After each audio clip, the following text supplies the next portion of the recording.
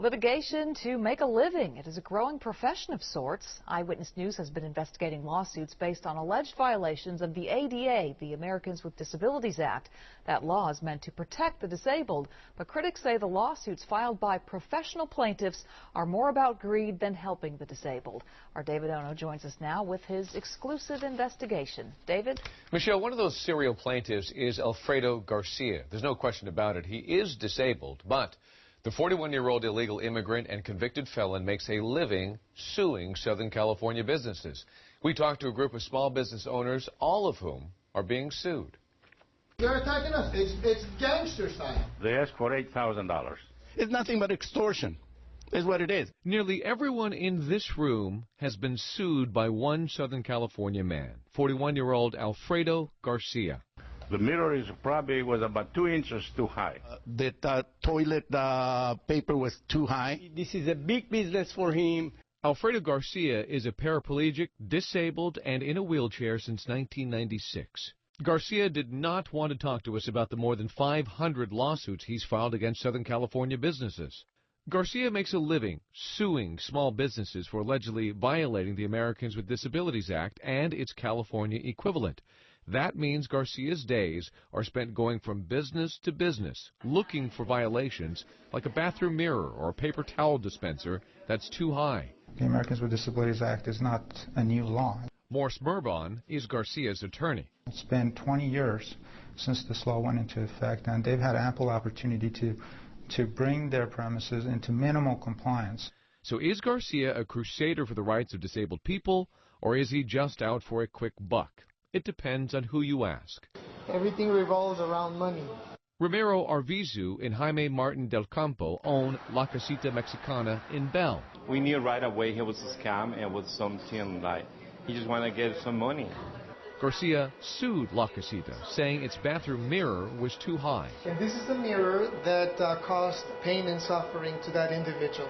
Garcia claims he ate at La Casita 4 times, but surveillance video from those 4 dates shows no one in a wheelchair visiting the bathroom, which, by the way, has this full-length mirror attached to the door. Garcia was shown this surveillance video, but he did not even recognize the restaurant as being La Casita. Garcia and his attorney quickly agreed to drop the case. Mr. Garcia targets small mom-and-pops type businesses. Paralegal Daniel Munoz helped defend the La Casita case and investigated Garcia's background. Mr. Garcia became disabled because he fell out of an avocado tree while intoxicated. Mr. Garcia has felonies, one for selling weapons, one for selling crack, one for vehicular burglary. And in this 2009 sworn deposition, Garcia admits to violating his probation by snorting cocaine and smoking pot. He also admits he's not a U.S. citizen, doesn't have a green card, and bought 2 Social Security cards off the street. We knew this was just legal extortion. Attorney Arthur Behrens took that deposition while representing El Ceviche Loco. During a break, Garcia asked to use the restroom at Behrens' office. He came in and used the men's room, but the real purpose of it was to measure our sink and the toilet height and the height of the safety rails for the handicapped, just to determine if he could find a violation. Garcia then filed a lawsuit against the attorney as well. Garcia later dropped the case.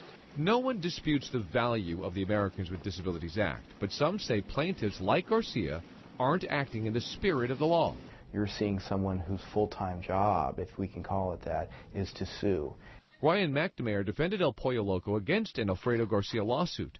In a deposition, Garcia admitted the lawsuits help pay his bills and that he feels, quote, lucky whenever he finds an alleged violation. He's simply bounty hunting, and that's why he feels lucky, because every time he finds one of these things, he believes he's just found another lawsuit and an easy way to profit. I challenge anyone to come and sit in a wheelchair and go around with one of my clients every day and see if they still think these lawsuits are frivolous at the end of the day.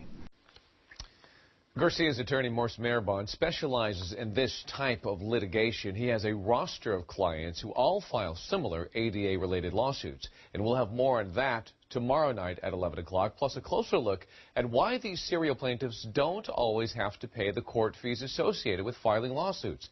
It's your tax dollars funding these lawsuits.